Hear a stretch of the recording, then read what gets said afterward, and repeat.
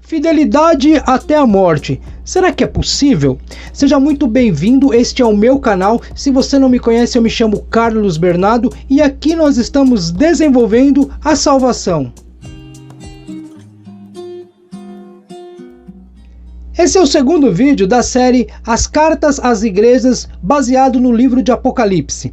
Hoje vamos falar sobre a cidade de Esmirna. Vamos estudar um pouco do contexto histórico dessa cidade e também da igreja que se localizava lá em Esmirna. E se você ainda não viu o primeiro vídeo, eu gostaria que você voltasse e assistisse ali Carta à Igreja de Éfeso. Você vai entender melhor ou vai ter um panorama melhor daquilo que estamos falando, porque as cartas foram uma sequência. Então volta lá, assiste e depois você volta nesse vídeo aqui. Dito isso, então, vamos conhecer aí as curiosidades da igreja e da cidade de Esmirna. Ela era rival à cidade de Éfeso.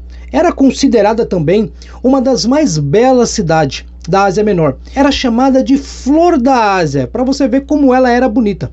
Era uma cidade comercial e também existia um dos portos mais importantes de toda a Ásia. Existia na cidade de Esmirna um monte chamado Pagos, aonde ficavam a casa das celebridades, das pessoas famosas ali de Esmirna e também de pessoas que tinham dinheiro.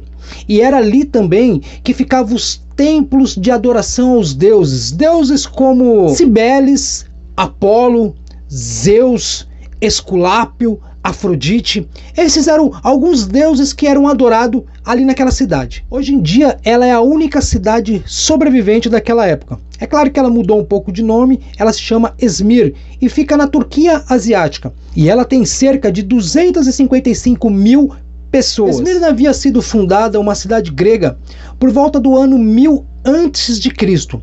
Foi quando os lídios, por volta do ano 600 a.C., invadiu a cidade e destruiu ela por completo. Mas no ano 200 a.C., Lisímaco reconstruiu essa cidade e fez dela a mais bonita de toda a Ásia. Entre todas as cidades da Ásia, todas elas, Esmirna foi a mais fiel a Roma.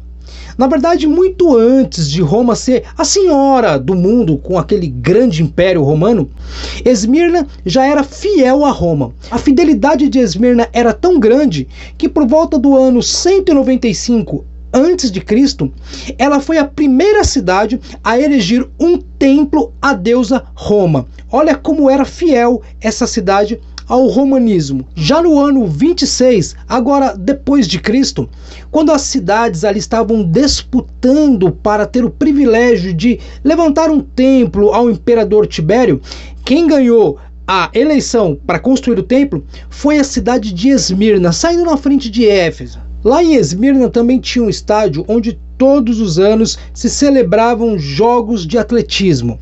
Então, atletas do mundo inteiro vinham até a cidade de Esmirna para participar então desse campeonato. Era uma espécie de Olimpíadas da época. Então essas foram algumas das curiosidades da cidade de Esmirna. E agora vamos para o segundo ponto, que é a igreja de Esmirna. Como é que funcionava ali a igreja? Como é que viviam os cristãos naquela época? Tinha perseguição? Ser fiel até a morte? O que Jesus quis dizer quando escreveu a carta àquela igreja? E para sabermos melhor, vamos ler na íntegra o que a carta diz. Eu vou estar usando aqui a versão atualizada da tradução King James. Diz assim o texto: Apocalipse capítulo 2, versículo de número 8. Ao anjo da igreja em Esmirna escreve: aquele que é o primeiro e o último, que foi morto e ressuscitado, faz as seguintes afirmações: conheço as tuas aflições e a tua pobreza, contudo tu és rico. Conheço a blasfêmia dos que dizem ser judeus, mas pelo contrário não são sinagogas de Satanás. Não temas nada que está prestes a sofrer. Eis que o diabo está para lançar alguns de vós na prisão, a fim de que sejam provados. Sofrereis perseguição durante 10 dias. Ser fiel até a morte, e darei a coroa da vida. Aquele que tem ouvidos para compreender o que o Espírito revela às igrejas, o vencedor de maneira nenhuma sofrerá punição da segunda morte. A palavra Esmirna vem de mirra, uma espécie de uma erva amarga. E realmente essa era a situação da igreja de Esmirna. Os crentes lá de Esmirna estavam sendo perseguidos e mortos. Eles eram forçados a adorar o imperador como fosse Deus verdadeiro. E aquele que não adorasse ao imperador era lançado lá de cima, daquele monte que eu disse, o Monte Pargos.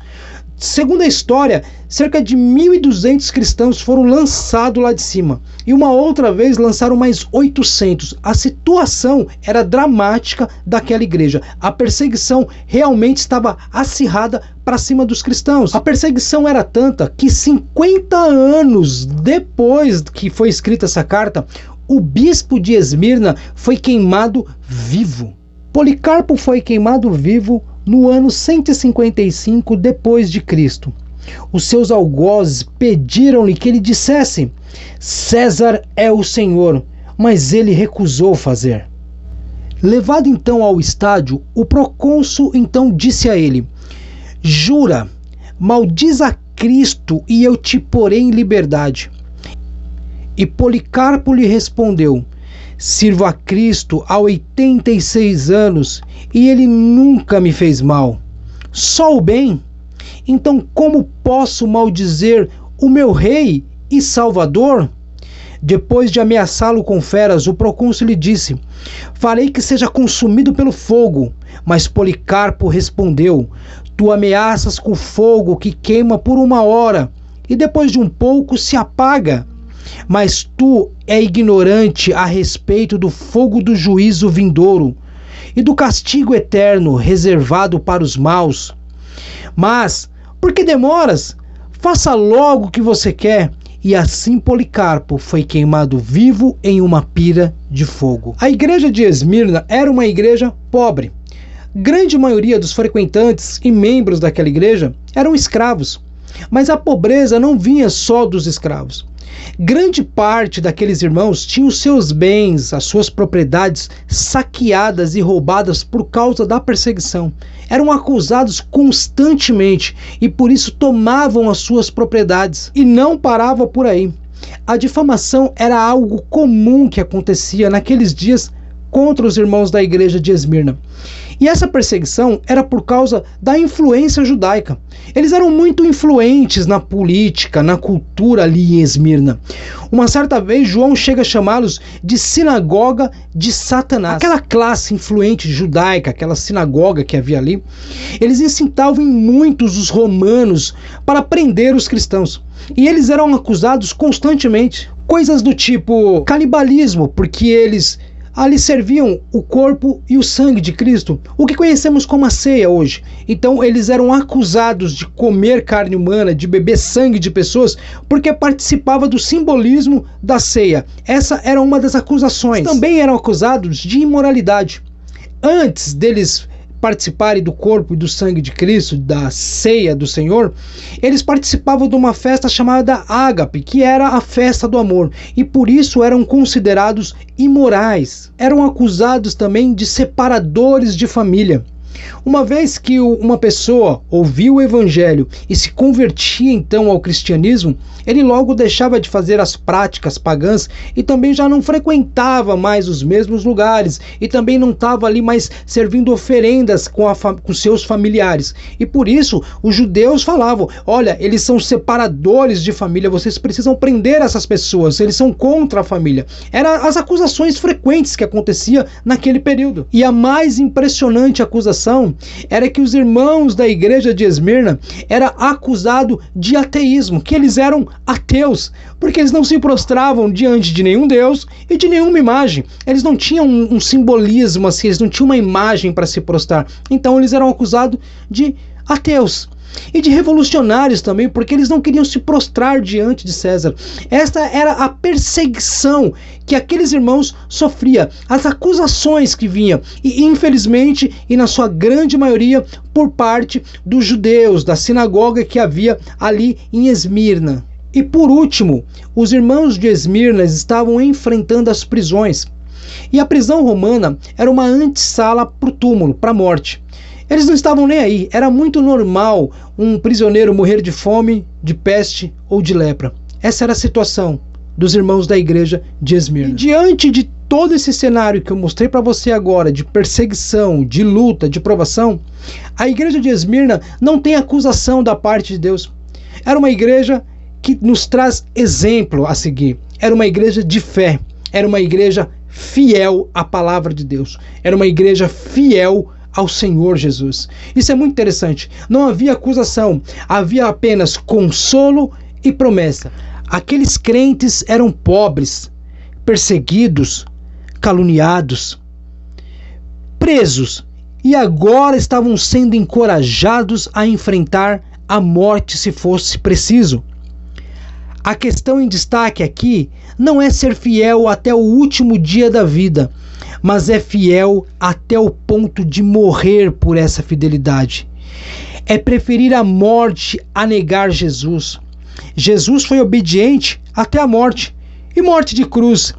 Ele foi da cruz até a coroa. Essa linha também foi traçada para a igreja de Esmirna. Ser fiel até a morte e dar-te-ei a coroa da vida. Desta forma, a igreja de Esmirna não é candidata à morte, mas sim à vida. A cidade de Esmirna era fiel a Roma, mas os crentes são chamados a ser fiel a Jesus. Então esse é o resumo aí da carta à igreja de Esmirna. É uma igreja que dá exemplo para nós. É uma igreja de fé e uma igreja fiel. Eu tenho a certeza que você vai ler agora as cartas do Apocalipse e dentro desse contexto você já consegue ter um norte do que acontecia, realmente com aqueles irmãos. Que Deus abençoe a todos. Se você gostou do nosso assunto, eu gostaria que você compartilhasse e que também você se inscrevesse no nosso canal. Toda segunda-feira tem um vídeo sobre a fé cristã, sobre teologia e assuntos bíblicos. Que Deus abençoe a todos. Até uma próxima. Fica com Deus e tchau, tchau.